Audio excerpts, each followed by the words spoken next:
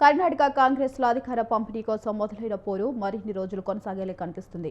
మిగిలిన 2.5 ఏళ్ల నాయకత్వం కోసం ముఖ్యమంత్రి సిద్ధరామయ్య, ఉప ముఖ్యమంత్రి డీకే శివకుమార్లు పట్టుబట్టగా అధిష్టానం కోసం జోక్యం అనివార్యమైంది. ఇందుకోసం ఏఐసీసీ అధ్యక్షుడు మల్లికార్జున ఖర్గే బెంగళూరుకు చేరుకున్నారు. శనివారం రాత్రి ముఖ్యమంత్రితో, ఆదివారం పలువురు మంత్రులతో ఆయన చర్చించారు. చివరికి ఈ వ్యవహారంపై స్పష్టత ఇవ్వలేకపోయారు.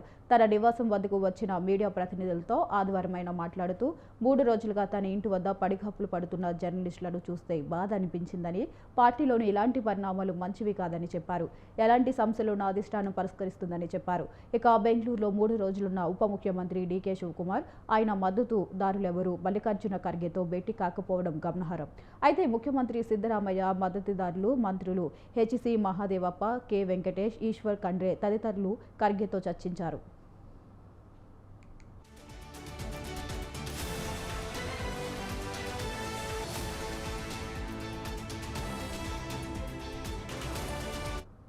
గత 4-5 రోజులుగా సిద్ధరామయ్య, శివకుమార్ మధ్య నాయకత్వ పోరు కనిపించిన ఆదివారం అనూహ్యంగా సీనియర్ నేతలు తెరపైకి వచ్చారు.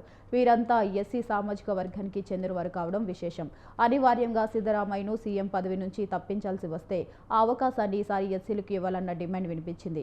ఆదివారం హోంమంత్రి డాక్టర్ జి పరమేశ్వర్ తాను సీఎం రేస్లో ఉన్నానని ప్రకటించారు. 2013లో తన నాయకత్వంలోనే ఎన్నికలకు వెళ్లి గెలుపొందామని, కానీ తాను ఆ ఎన్నికల్లో ఓడిపోయానని చెప్పారు. గెలిచి ఉంటే ఏమయ్యేదో, కాంగ్రెస్లో పీసీసీ అధ్యక్షుడికి సీఎంగా అవకాశం ఇచ్చే సంప్రదాయం ఉంది. అలాగని అన్నిసార్లు అవకాశాలు రావు. ఎన్నికలు అనగానే పార్టీలో అందరి కృషి ఉంటుంది. ఒకరి వల్లే విజయం సాధించడం ఉండదని పరమేశ్వర్ వ్యాఖ్యానించారు.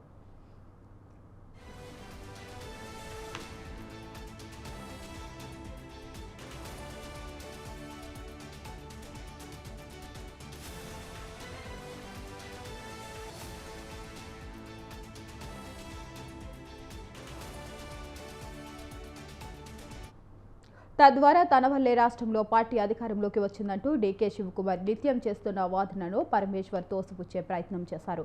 మరోవైపు మంత్రి మహాదేవప్ప కూడా మల్లికార్జున ఖర్గేతో చర్చల సందర్భంగా దళితులకు అవకాశం ఇచ్చే విషయం గురించి ప్రతిపాదించినట్లు సమాచారం. ఖర్గే, పరమేశ్వర్, మహాదేవప్ప ముగ్గురు ఎస్సీ సామాజిక వర్గానికి చెందినవారు కావడం గమనార్హం.